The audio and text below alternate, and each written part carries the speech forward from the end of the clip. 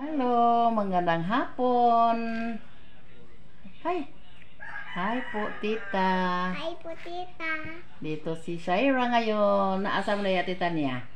Tog. Natulog pa? Si Myra? Ito blonchod. Ani adtog lungsod. Ni kuyog si ang mama. Mm. Nagawa tayo ng guys, magawa tayo ng lumpia para sa ating hapunan. At saka magpansit din tayo. Mayroon tayo dito kanton. Half kilos at saka bihon. Mag-unsas nanay? Mag-happy birthday. Ay, mag-happy birthday daw si nanay. Tapos na yung celebration, pero ngayon, kasi ngayon man yung araw sa ating birthday, so magpansit lang tayo at saka mag-lumpia. Ha?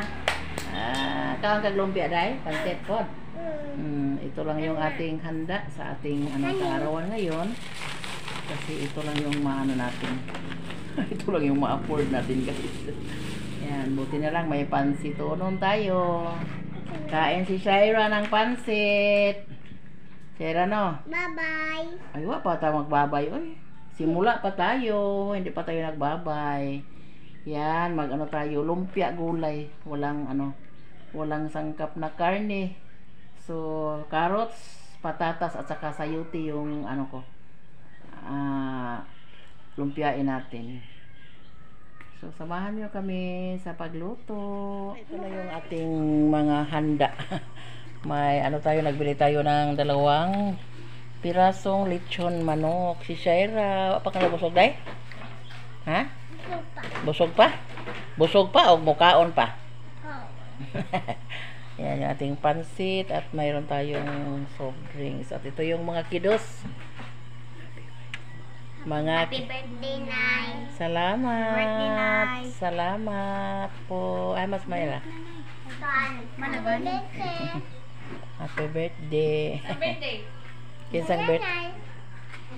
Binilihan din ako ng anak ko ng isang cake ng Goldilocks. Yung papanitan niya yung nagbili sa akin ng cake. Sige, pagkuha na. Kuha sa kutsara. Pangayong kutsara ati lang dong laka.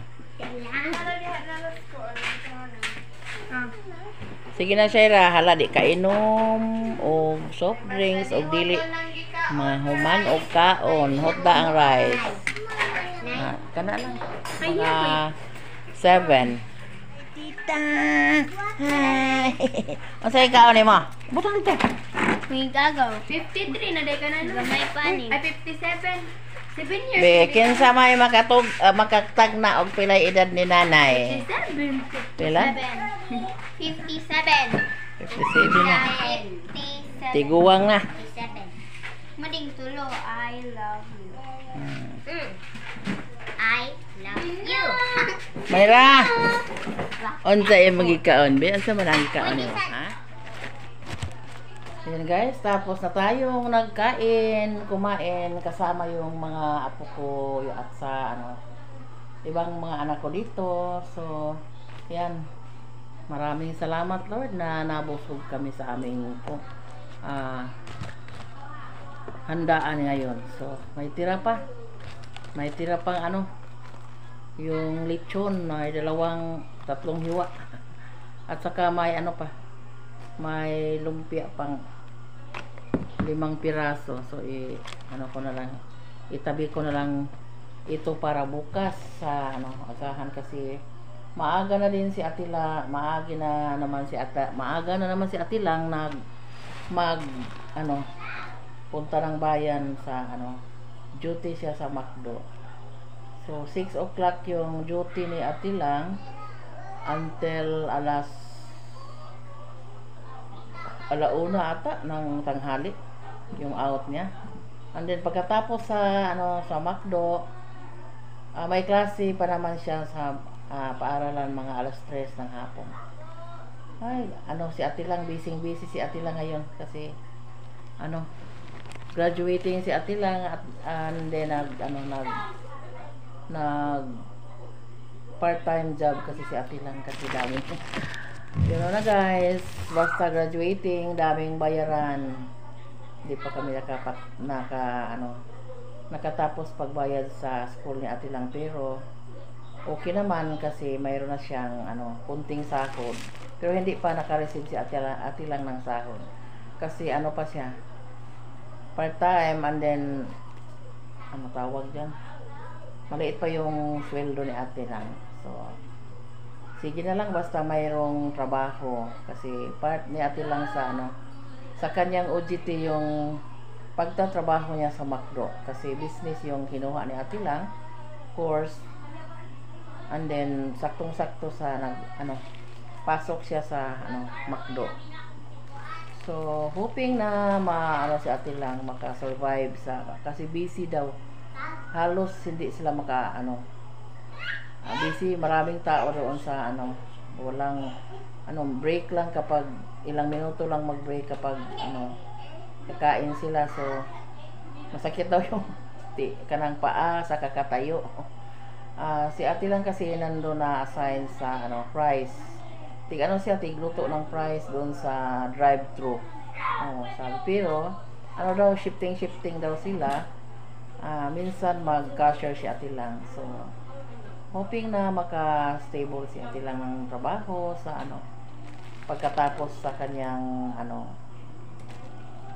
school, pag graduate niya, doon na lang siya mag trabaho muna, parang malapit lang sa bayan. So yan, thank you. Mayroon tayong, nagbili din ako ng sliced bread para sa pansit bukas, kasi mamainit si ate lang guys, para sa kanyang agang pag-alis sa trabaho. Yan. So maraming salamat Lord sa another gift of life, sa blessing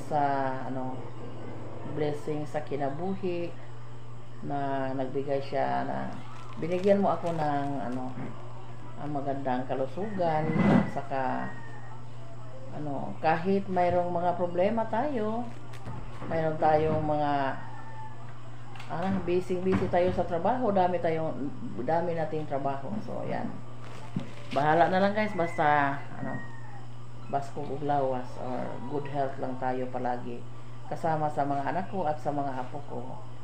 So yan, thank you sa mga secret viewers natin dyan, sa walang sawang pagsuporta. Hi Ma'am Jean, tita, at saka mga kaibigan ko dyan, sa mga subscribers na ko sa channel ko. So maraming salamat. God bless us all. Bye. God bless.